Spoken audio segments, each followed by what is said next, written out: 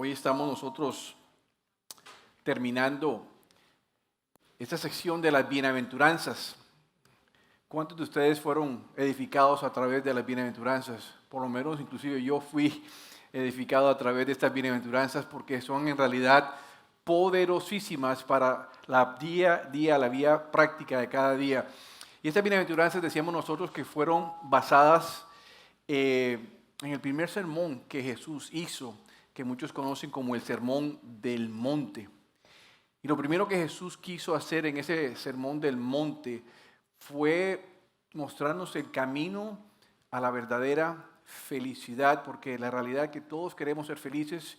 Decíamos que la felicidad del mundo nunca nos va a dar esa calidad de felicidad que todos estamos buscando. Entonces Jesús lo primero que nos muestra, nos habla de bienaventuranzas, y decíamos nosotros que esa palabra bienaventuranza en el lenguaje original, en el griego, tenía un significado bien interesante. Podía ser afortunado, se podía traducir por la palabra afortunados, o podía traducirse como la palabra dichosos, o podría traducirse también como la palabra felices. Y todas esas palabras se pueden utilizar en el contexto. Y Jesús nos venía a mostrar precisamente la ruta, el camino, digamos la esencia de la verdadera felicidad.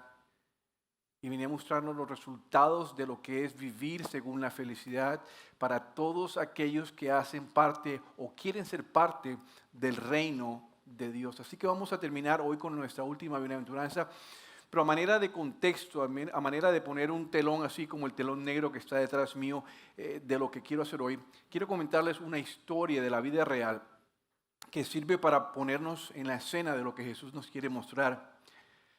Fue que el 15 de junio de 1998, una persona que se llamaba Johnny Dean Plyce fue ejecutado en Texas cuando le aplicaron una inyección letal. Terminaron con su vida. Se preguntarán, ¿pero qué había pasado con este hombre? Y resulta que unos 16 años antes, el 20 de junio de 1982 más o menos, él había estado robando una tienda, un pequeño supermercado, cuando de repente fue sorprendido por la policía. Y uno de estos policías que llegó a la escena tenía el nombre de Ray Edward Cover. Y empezaron a intercambiar disparos. Y un disparo de la pistola que tenía Johnny salió e hirió de muerte a Ray, al policía Ray. Johnny fue apresado, lo pusieron en custodia y pasó un juicio y lo condenaron a morir. Eso fue su condena. La pena de muerte fue la pena de condenarlo a morir. Pero todo el proceso tomó unos 16 años, como cualquier proceso legal en este país. Y lo interesante de todo esto es que durante esos 16 años él tuvo la oportunidad de escuchar ciertos mensajes, ciertos sermones de Grace to You, que muchos de ustedes conocen, que es la iglesia donde el pastor John MacArthur es el pastor principal de esa iglesia. Y lo maravilloso que en esos 16 años Johnny vino a conocer y aceptar a Jesucristo como su Señor y como su Salvador. Así que Johnny pasó básicamente de ser un criminal, de la noche a la mañana pasó de ser un criminal a ser un cristiano. Pasó de la noche a la mañana de estar perdido en sus pecados a ser una persona que había sido perdonada por Dios. Pasó de la noche a la mañana de ser un esclavo de sus pecados a ser una persona con esperanza de su resurrección en Cristo Jesús. Pero no solamente eso, sino que Johnny empezó a leer la Biblia, se deleitaba durante su tiempo. Lo que más hacía, como dice uno, leía Biblia, comía Biblia, y todo libro que tenía en relación a la Biblia, él lo leía. Y con el tiempo, Dios lo utilizó y él se convirtió en un pacificador. Él se convirtió en aquella persona que lograba transmitirle, comunicarle la paz de Dios a otros presos que como él estaban en la condena de muerte. Eran amigos de él dentro de la prisión que también estaban condenados a morir. Y quiero que simplemente escuchen cuáles fueron las últimas palabras de Johnny, porque son bien impactantes y las he escrito y están allí en la pantalla.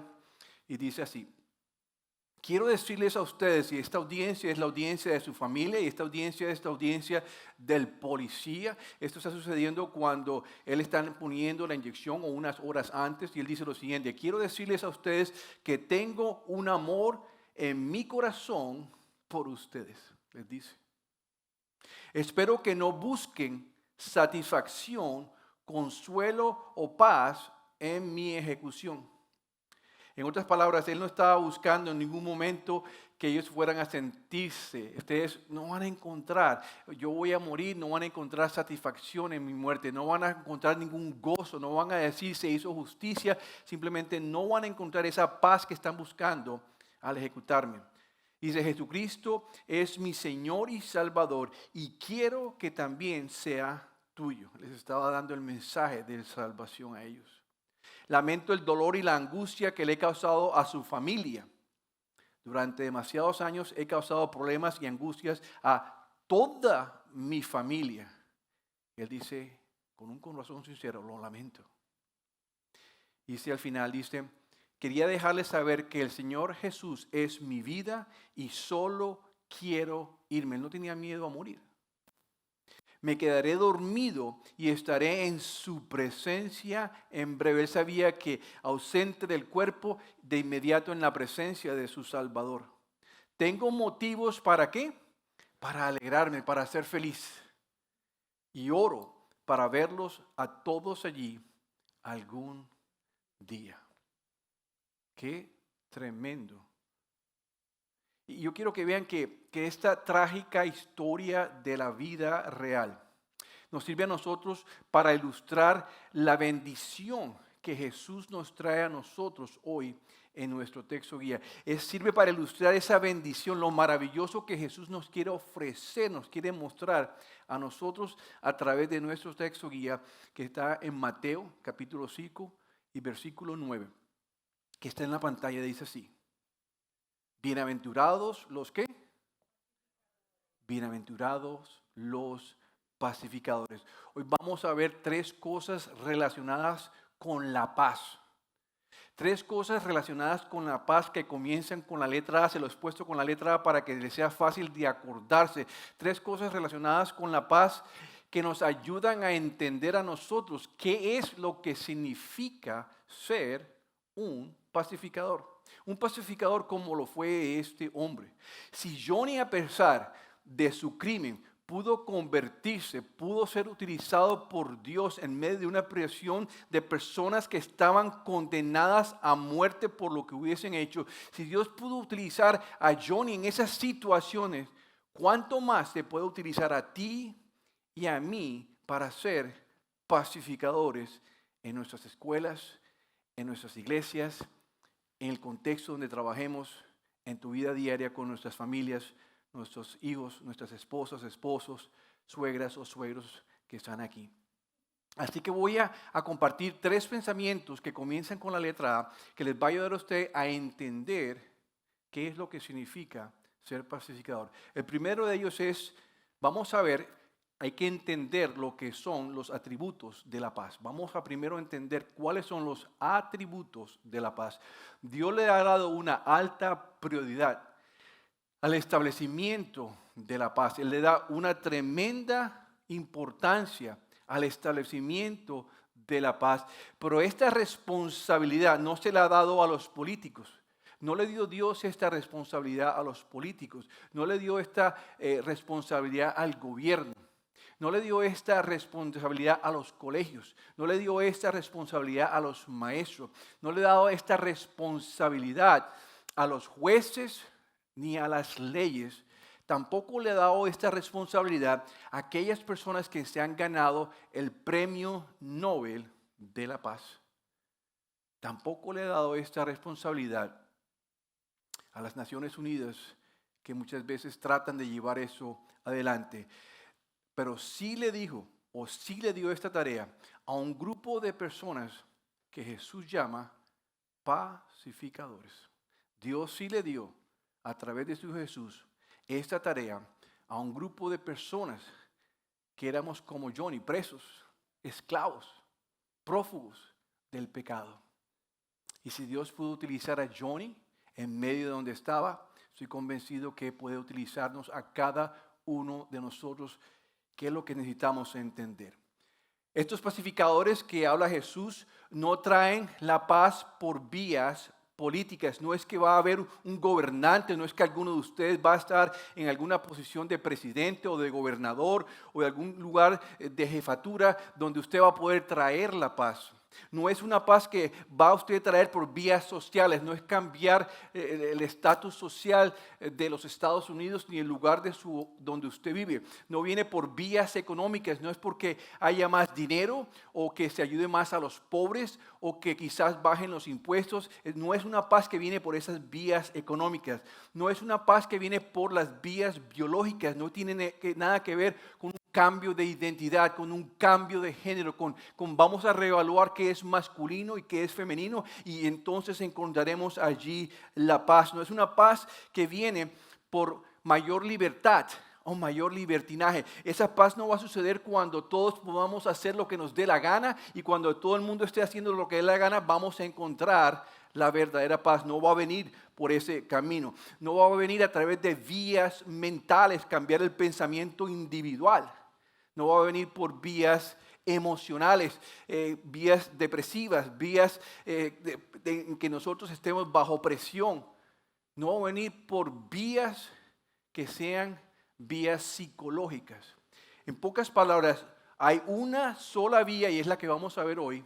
Hay una sola vía que Dios nos va a mostrar que tiene que ver con bienaventurados, son los pacificadores. Así que dentro de estos atributos que estamos aprendiendo sobre la paz, quizás la primera atributo, una de las cosas que tenemos que entender, que queremos captar, es preguntarnos, ¿qué es la paz? ¿Qué es la paz según Dios? Y qué mejor para poder definir qué es la paz que empezar a hablar primero qué no es la paz, porque cada uno de nosotros llega aquí a un mensaje, a un servicio y todos tenemos un concepto, una idea, una evaluación personal de lo que es la paz. Entonces vamos primero a hablar de qué no es la paz. Paz no es simplemente apaciguar. Paz no es calmar. Paz no es aliviar. Vamos a calmar la situación y tendremos paz. Vamos a apaciguar esa riña que hay entre estas personas y tendremos un poco de paz. Paz no es eso. Paz no significa que usted se va a llevar bien con absolutamente todas las personas. Es más, Romanos 12, 18 nos dice lo siguiente: si es posible, comienza diciendo, es decir, no siempre va a ser posible. Por eso dice Pablo, si es posible, mientras que dependa de ustedes, es decir, si tienen una responsabilidad. No pueden decir, bueno, esa persona no quiere la paz, entonces yo me voy a unir a que esa persona no tenga la paz que no quiere tener. No. Si es posible, mientras que dependa de cada uno de ustedes, vivamos en paz con algunos, no, dice con todos. Pero Dios sabe que quizás no nos vamos a llevar bien con todos. Paz no es hacer simplemente la tregua, hacer una tregua, hacer un cese de hostilidades por un tiempo. Vamos a hacer la paz, vamos a hacer algo bueno mientras que pasa la Navidad. Vamos a hacer la paz mientras que pasan los malos tiempos económicos. Vamos a hacer la paz mientras que entra la Cruz Roja a ayudar a todas esas personas que están heridas. Eso, mis amigos y mis hermanos, no es paz. Paz no es lo que sucede cuando muere una persona y es enterrada y le ponen una lápida que dice, aquí descansa en paz Juan. Eso tampoco es paz. Fíjense bien, paz no es retroceder hasta que no duela, porque usted no tiene paz para poder hablar con su esposa, no tiene paz para poder hablar con su esposo, no tiene paz para hablar con los hijos. Sus hijos no resisten que usted hable, o usted no resiste hablar con sus hijos, con la suegra o el suegro, los yernos, las yernas, sea lo que sea. En pocas palabras, no es retroceder, paz no es echarse hacia atrás, paz es avanzar hacia adelante. Paz no es encontrar un medio feliz, un happy middle place, un happy medium, donde todo el mundo va a estar feliz. Y eso es bien interesante. Paz no es solo, y aquí la palabra clave es la palabra solo. Paz no es solo la ausencia de guerra, no es la ausencia de enemistad, no es la ausencia de conflicto. En otras palabras, la paz no se produce en un vacío. La paz no simplemente es quitar algo. Si ustedes tienen aquí, y aquí tengo aquí mi prop, una aspiradora, usted la tiene aquí y la prende y limpia.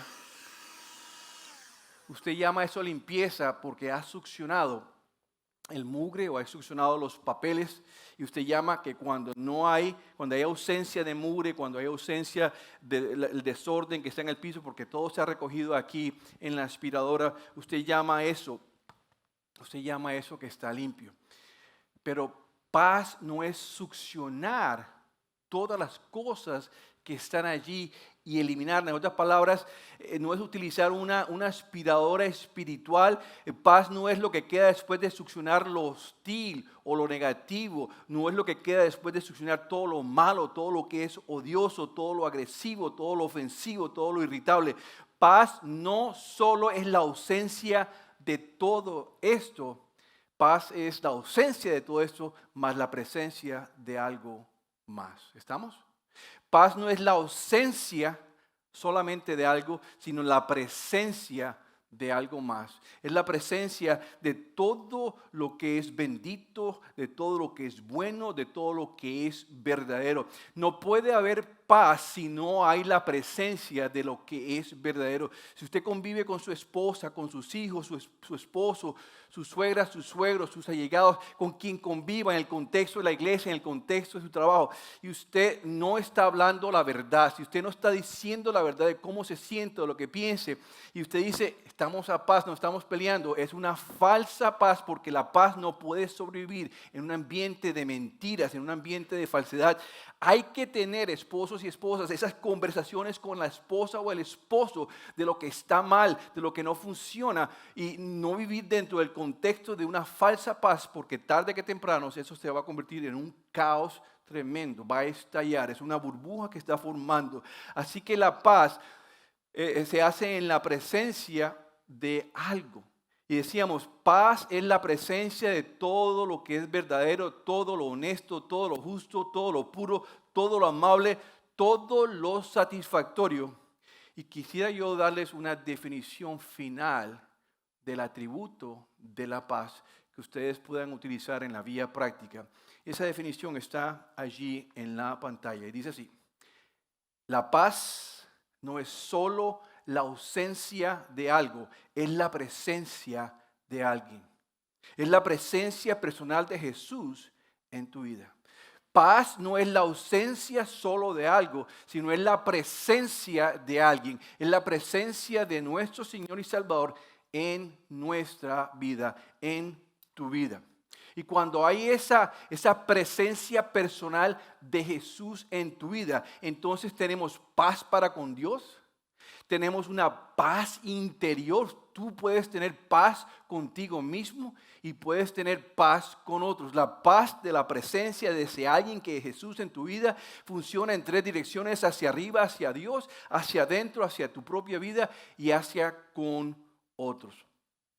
Así que lo primero que debemos entender son los atributos de la paz que hemos visto hasta ahora. Pero hay una segunda cosa que necesitamos entender y va a aparecer en la pantalla.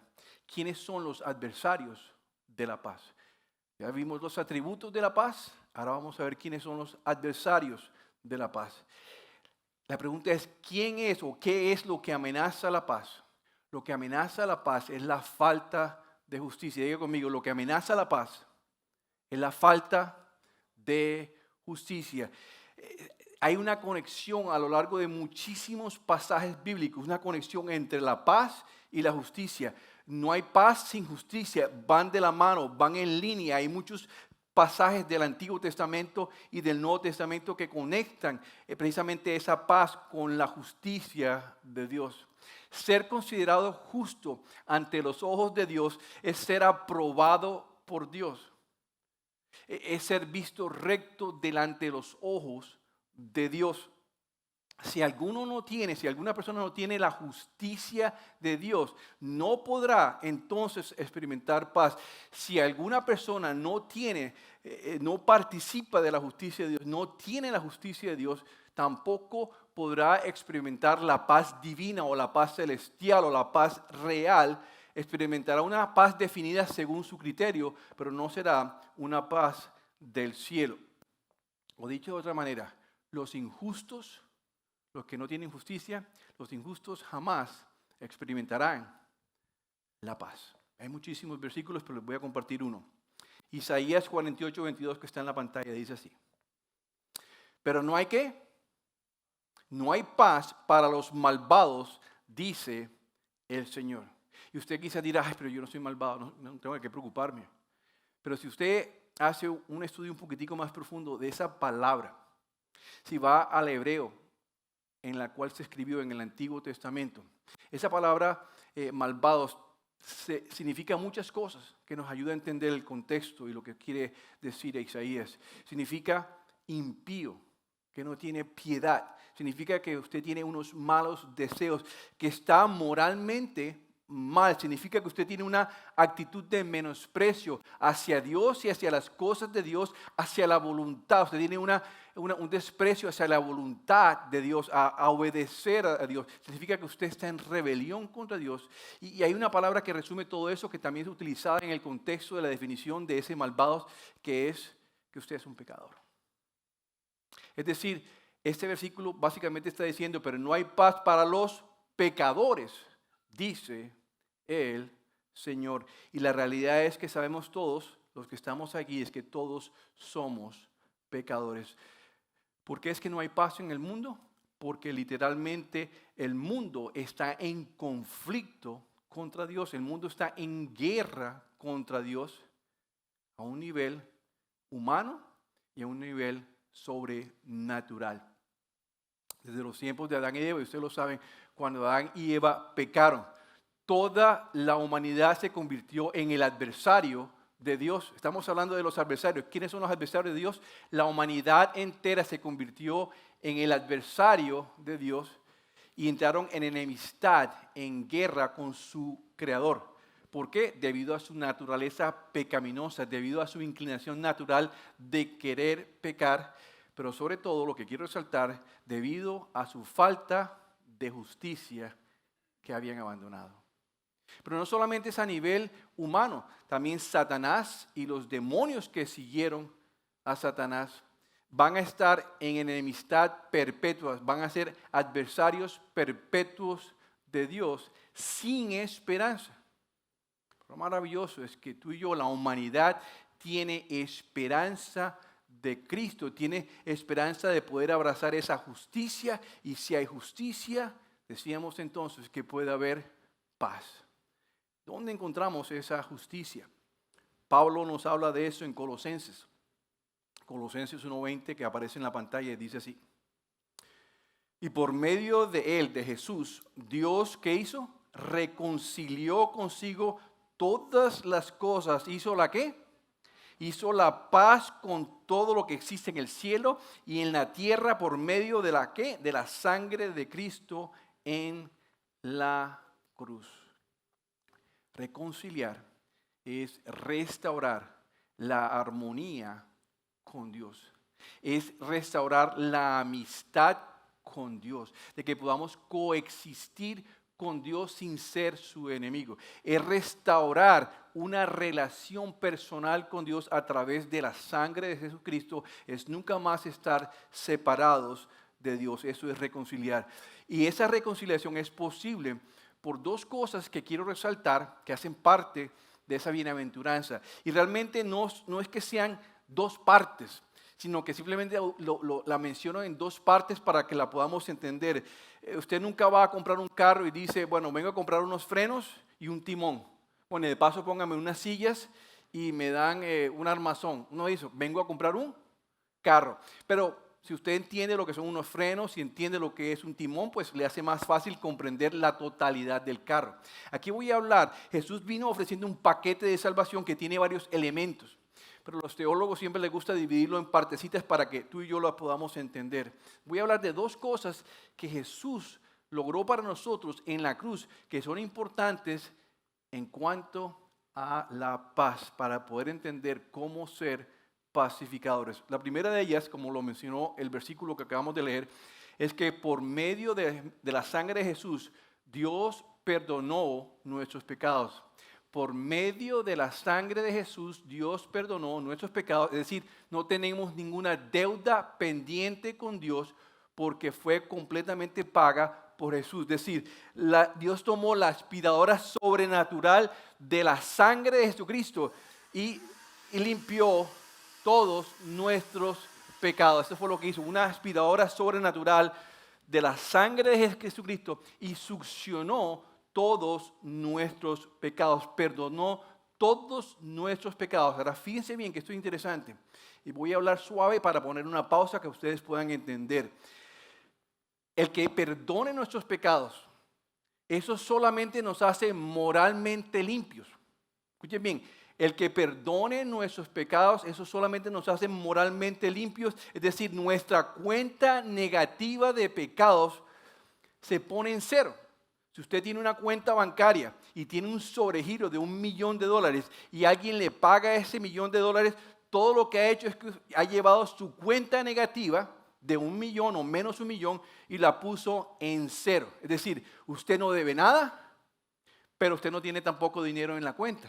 ¿Se dan cuenta? Moralmente, Dios le pagó todos sus pecados, pero usted ni debe nada, pero no tiene nada que ofrecer. Ni es malo, ni es bueno. Simplemente alguien le pagó la cuenta. Entonces, eso es la primera parte. La sangre de Cristo paga tus pecados, moralmente quedé yo en la mitad, en cero. Hasta ahí llego. Es donde viene la segunda parte, que es bien importante, que tiene que ver con la paz.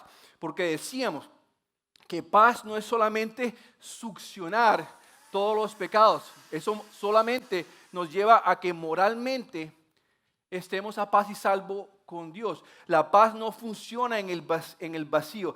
Paz no es solo la ausencia de pecado, sino la presencia de algo. Y sabemos que es Cristo porque ya definimos la paz de esa manera. Pero ¿qué es lo que nos falta en esta ecuación para tener paz? Nos hace falta la justicia, porque paz siempre está relacionada con la justicia. Si hay justicia, tenemos paz. Observen este versículo en 1 Corintios 1:30 que va a aparecer allí en la pantalla. Es bien poderoso. Dios los ha unido a ustedes con Cristo Jesús.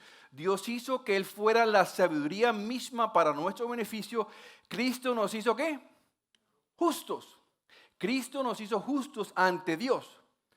Y ese paquete incluye llantas y neumáticos, en otras palabras, nos hizo puros y santos y nos liberó del pecado. El paquete completo está allí definido, pero quiero resaltar que lo que nos faltaba, esa justicia de Dios, Él dice que Él nos hizo justos.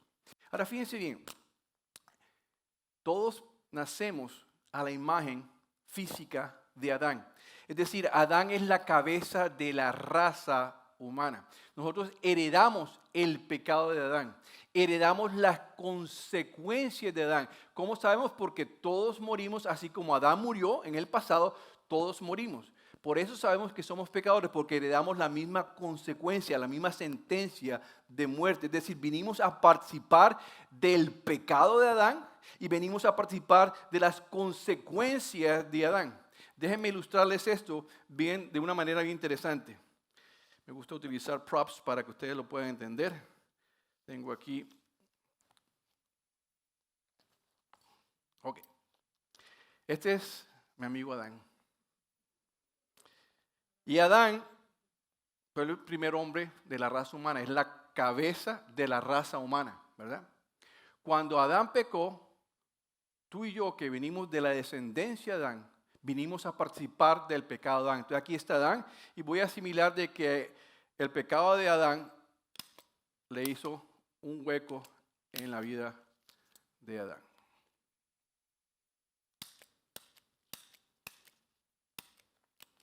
Ok. ¿Ven el huequito?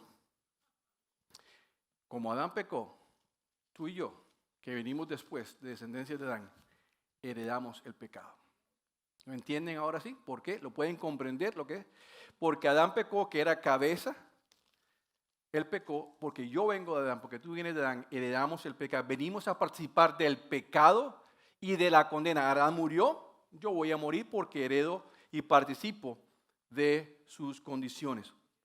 Ahora fíjense bien lo maravilloso que el versículo que acabamos de leer dice que hemos sido unidos a Cristo.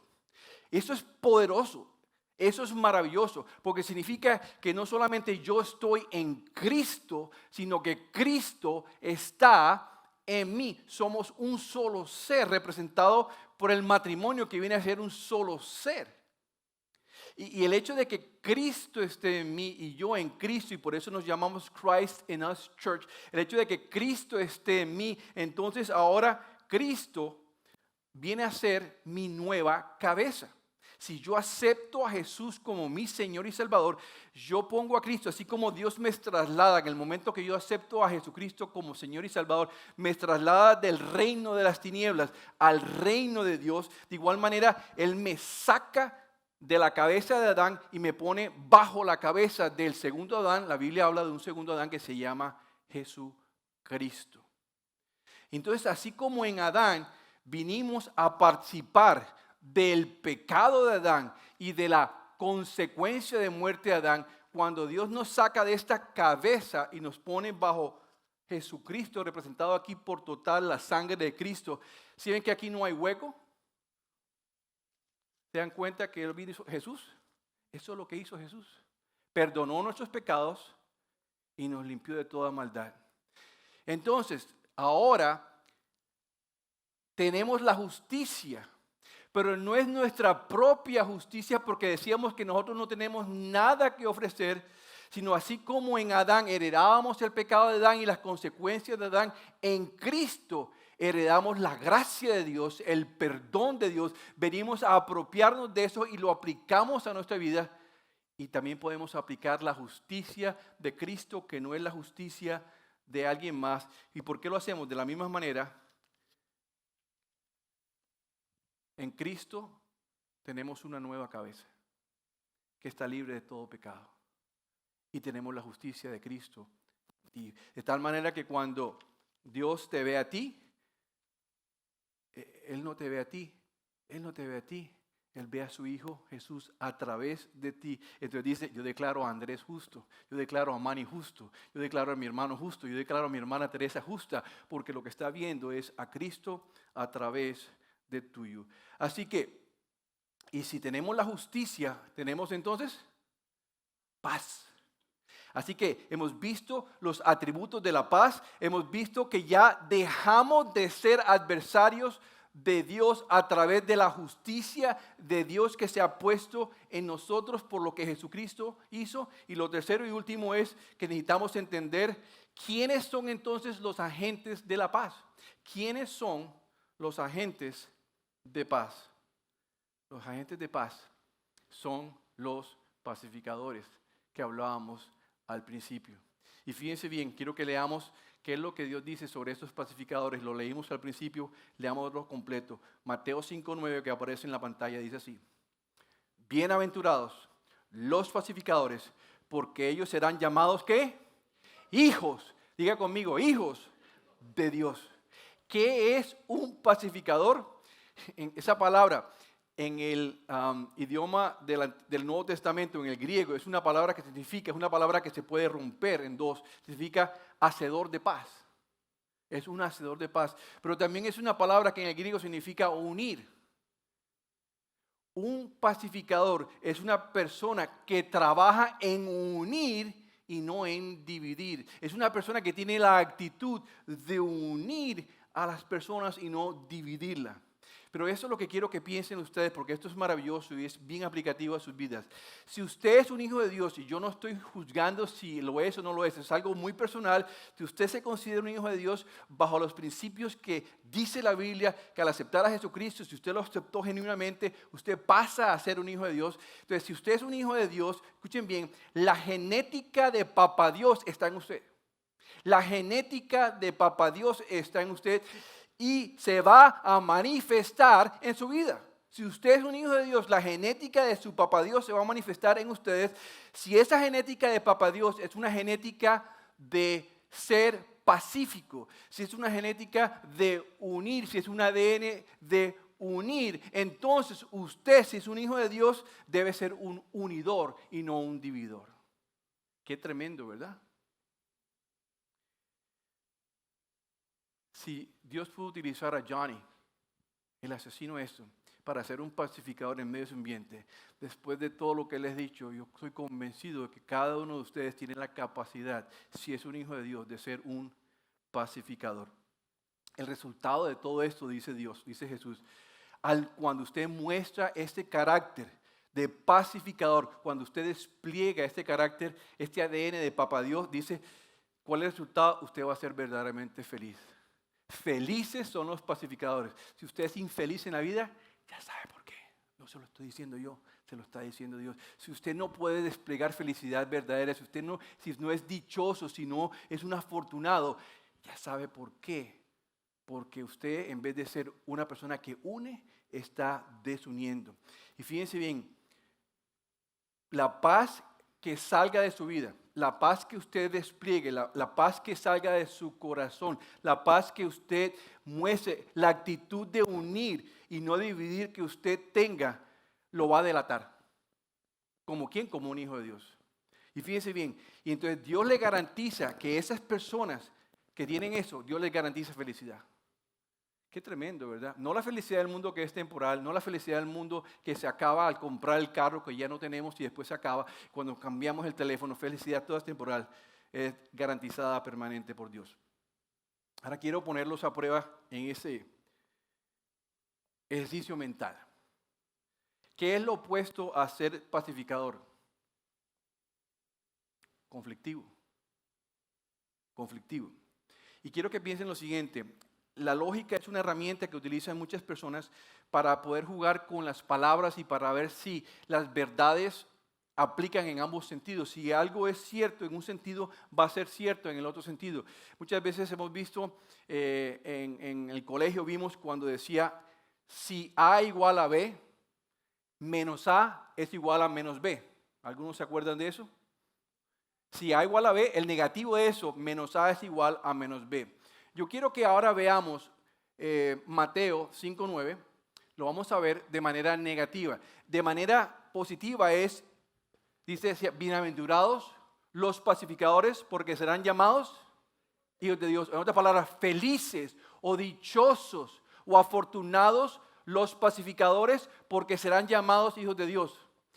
¿Bien? Entonces, si yo aplico, por ejemplo, para entender el ejemplo, yo puedo llegar a decir, si yo me aplico crema, eso me hace la piel suave.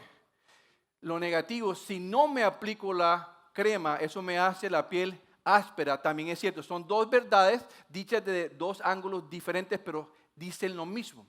Apliquémosle el negativo a Mateo 5:9, porque a lo mejor usted se va a sorprender y va a entender el mensaje de Jesús a su vida, a nuestra vida. En la pantalla va a salir el negativo, dice, infelices.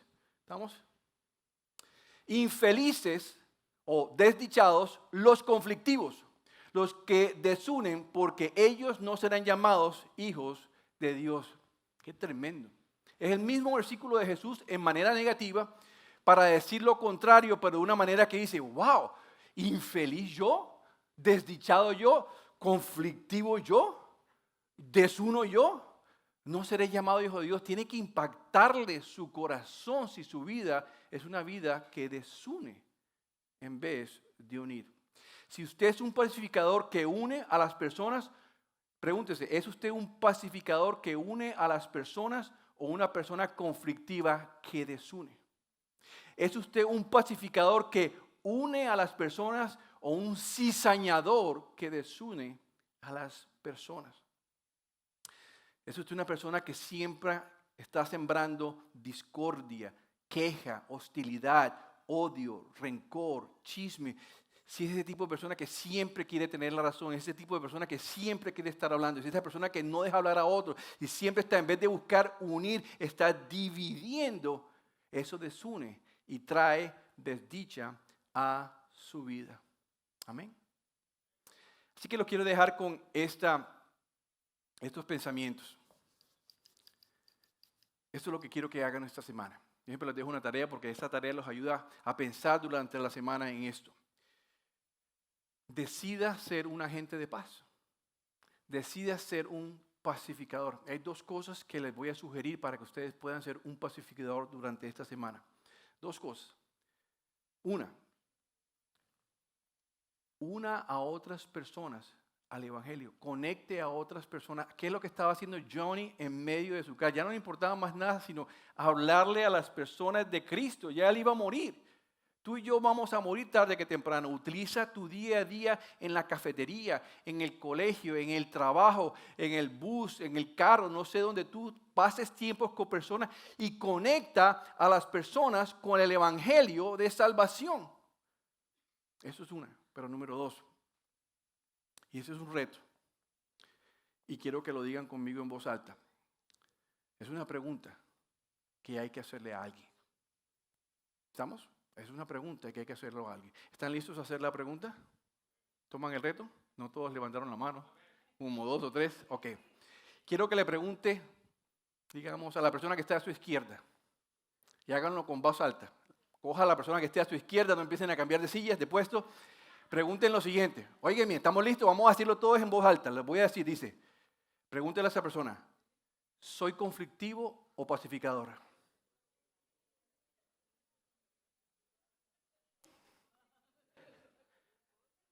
Wow. Ahora, esta semana, si de verdad quiere saberlo, pregúntele de todo corazón a la esposa, al esposo, a los hijos que le pregunten a los padres. Hay que preguntarle al suegro, a la suegra que le pregunte al yerno, a la hija. Hay que preguntarle, ¿soy conflictiva o conflictivo o pacificador? Yo no quiero juzgar a nadie, mi objetivo no es juzgar.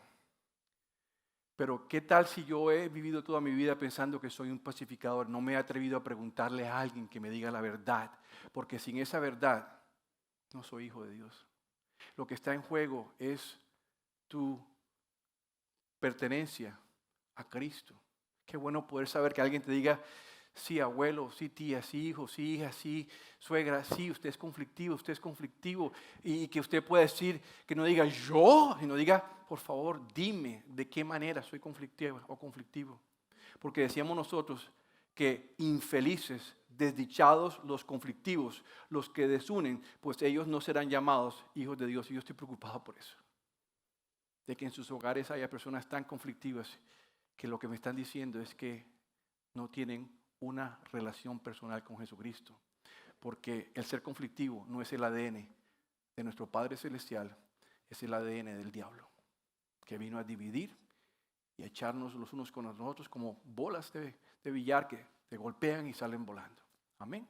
Vamos a inclinar nuestros rostros y a orar. Padre Celestial, un mensaje bastante delicado, Padre Santo, un mensaje poderoso, pero es la verdad y decíamos que no puede haber paz sin justicia, pero no podemos llamar paz donde no hay verdad, Padre Santo. Que la verdad que sucede en nuestros hogares, con nuestros hijos, nuestra esposa, nuestro esposo, yerno, ahijados, tíos, abuelos, la familia entera, Señor. Ocultamos la verdad de cómo nos sentimos y cómo pensamos de ellos. Creemos que somos pacificadores, creemos que somos agentes de paz, pero no tomamos el reto de preguntarle a esas personas que nos aman tanto cómo realmente nos ven. Que esta semana esta iglesia salga a preguntarle no a una persona, sino a varias personas, soy conflictivo. Y que estemos dispuestos a recibir y no a rechazar, a recibir y no a responder, a recibir y no dar explicaciones, sino dar gracias porque la salvación está en las manos tuyas y quizás a través de esa persona. Oramos por todo esto en el nombre de tu Jesús y la iglesia dice, amén. Los amo, iglesia.